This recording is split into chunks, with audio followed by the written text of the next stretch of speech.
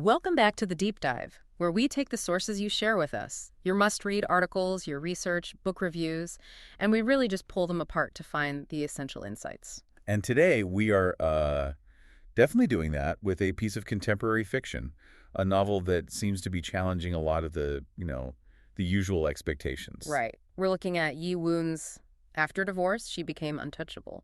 And this is a fascinating mission for us because the source material we have is this really detailed critical review.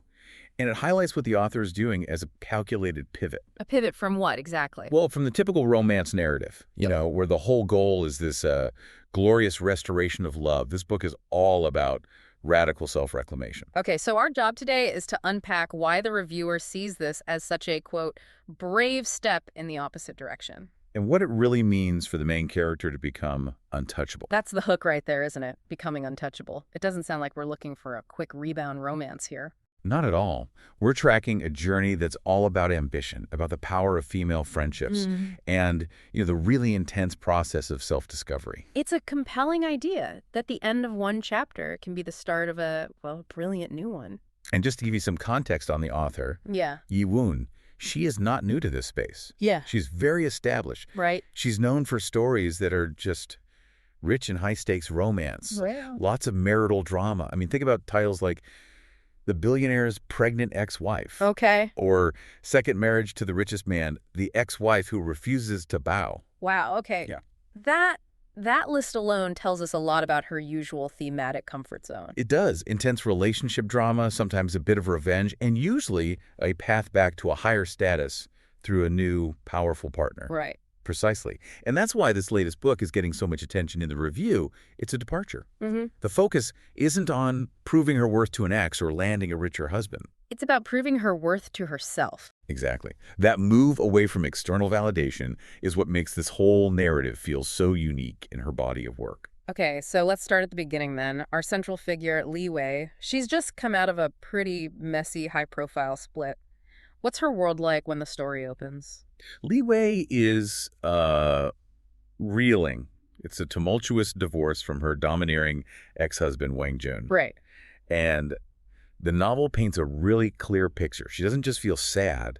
She feels definitionally trapped. Tracked out. The review notes she's confined by the expectations of her marriage, for sure, but also by her suffocating high-pressure corporate job, a job that was probably, influenced by the life her ex expected her to lead. So the divorce didn't just end a relationship. It sort of shattered the entire identity that she had built around it. Yes. She's not just single. She's facing this, existential vacuum. So how does the novel keep that from just paralyzing the whole story? I mean, starting from such a broken place. By setting her on a path of radical transformation almost immediately. Her arc is described as a masterful exploration of her journey from being, dependent to being empowered. But it's not an overnight fix, I'm guessing? No, not at all. That's what's critical. Her path is filled with challenges. She's trying to balance this ferocious new ambition with, the reality of betrayal and all this internal doubt. And the author uses the setting to show this transformation, right? Not just her inner thoughts. The review mentions chic city living and artistic endeavors. It does, and that's a sharp point. It's more than just a backdrop. It's like her toolkit for reinvention. A toolkit? What does that mean? Is she just redecorating? No. The chic city living part establishes her new independence, her professional world. But the artistic endeavors, that's the key to the psychological shift. I see. You mean she's finally pursuing creative outlets, maybe painting, maybe curating a gallery, things that her ex-husband's corporate world would have just dismissed. So she's not just changing her address, she's intentionally creating a life that visually and tangibly contradicts the old one. Exactly. That external change reinforces the internal growth. She is deliberately building an environment that isn't tainted by that past relationship. It's proof that she's investing in herself. Now, the reviewer makes a really strong argument that the character development and her support system are the, quote, absolute strongest elements of the novel. Why that? In a genre that can lean so heavily on plot twists. It's the intentional imperfection of Li Wei. If she were instantly flawless and confident, it would just be another power fantasy. It wouldn't feel real. Not at all. Instead, the author lays all her insecurities and vulnerabilities bare, and that helps avoid making her seem untouchable in a cold, distant kind of way. But doesn't that risk making her, unlikable? or just boring? How does Woon balance that fragility with her growing strength? Well, the balance works because her flaws are so relatable. They're modern flaws, insecurities about her career, struggles with self-worth outside of a relationship. Right. That vulnerability just increases our empathy. We aren't just admiring her success from afar. We are deeply invested in her fight to get there. We root for her because the struggle feels authentic. And the victory feels The earned. victory feels earned. And crucially, she doesn't do it alone. The support system is like the engine of her recovery. Yeah, let's talk about them. We meet Chenji, who is described as having mischievous optimism. And Zhang Wei, who has this creative spirit. And they're not just names on a page, they're functional. Functional how? Well, Chenji's optimism is what pulls Li Wei out of despair, and Zhang Wei's creativity is probably what encourages all those artistic endeavors we just talked about. It gives her a pathway to that new life. Exactly. Their presence just underscores that recovery isn't solo mission. You need a strong circle. I really appreciate that the review points out how real the conflicts feel. The stakes are high because Li Wei is wrestling with her own ambition versus, the very human need to connect with other people. That tension is the core of the story's depth. It's the difference between a simple revenge plot and a genuine self-discovery story. Right. It's asking, what does untouchable even mean? Does it mean shutting people out, or does it mean having boundaries strong enough to choose connections on your own terms? The novel explores that nuanced struggle. And what about the ex-husband, Wang Jun? How is he used? Does he just constantly pull her back into the drama? He's handled strategically. The review says his interactions add tension and drama, for sure. They remind us of what she escaped, but it never feels overdone. So he's not hijacking her story. Never. He's just a foil to her empowerment, not the center of her universe anymore. Which leads to a really important question for a story like this, one that's about internal growth. How does Ye Wuhen keep the reader engaged? That's where the craft comes in. The review calls the writing style both accessible and engaging.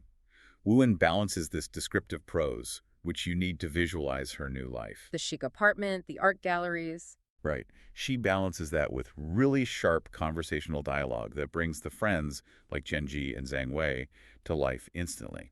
And the pacing is mentioned too. It's described as well executed. Yes, and this is a critical point. In her other books, the pace was often breakneck, driven by high drama. Here, the slower, thoughtful pace is a conscious choice. It gives the reader space for reflection. I think that space is what makes it different. A rushed pace would make Li Wei's transformation feel cheap, unbelievable. Exact. But by slowing down, allowing you to savor the nuances, the author is prioritizing emotional investment. It forces you to connect with her struggles and celebrate the small wins. Absolutely. The pacing itself reinforces the theme. Self-discovery is a marathon, not a sprint. And that realism is boosted by a blend of humor and pathos. Even in the heavy moments, there are these sparks of wit, usually from the friends. It's a very sophisticated choice. It reminds you that life, even after trauma, is a mosaic of experiences. If the book was just relentlessly grim, it would be exhausting. The humor makes it feel whole. It shows that joy and healing can exist right alongside the pain. Exactly. Okay, so based on all this, who should be adding for this? After divorce, she became untouchable to their reading list. Who's the ideal audience here? Well, the review recommends it for fans of contemporary fiction who really appreciate character-driven stories over, just plot-driven drama. Got it. And crucially, it will resonate with anyone who has ever felt lost or shaken after a big life change, a divorce, a career shift, anything. If you need a dose of inspiration about how vulnerability actually leads to strength, this is for you. It's a story about resilience, but told with real craft and intention. It delivers inspiration not through luck, but through the deliberate, messy, and rewarding work of building a new self. Well said. So we've talked about the characters, the pacing, the focus on self-worth. What was the reviewer's final overarching takeaway? What is the lasting impression of this book? The final summary calls it a profoundly empowering narrative.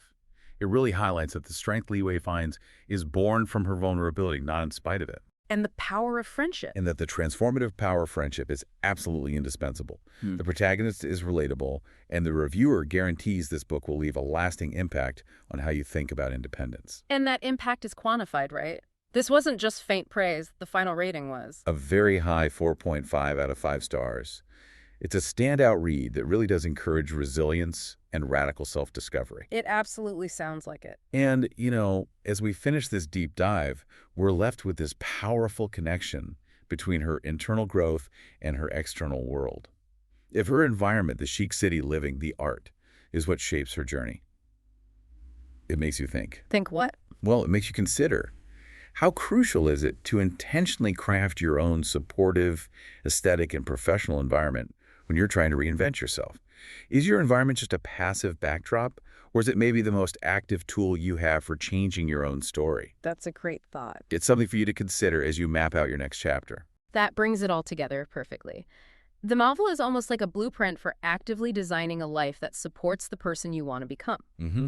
So, we've distilled the key insights from the review of Ye Wuhen's empowering novel, After Divorce, She Became Untouchable, focusing on self-discovery, resilience, and the critical role of a strong support system. And if Li Wei's journey sounds like the story you need to read next, you can purchase the book on Amazon and Apple Books. And for those who prefer to listen, the audiobook is available too. That's right. You can find that on Spotify and Apple Podcasts. Go explore that journey of self-reclamation for yourself. You should. Until next time, keep digging into the sources, and we'll be here ready for the next deep dive.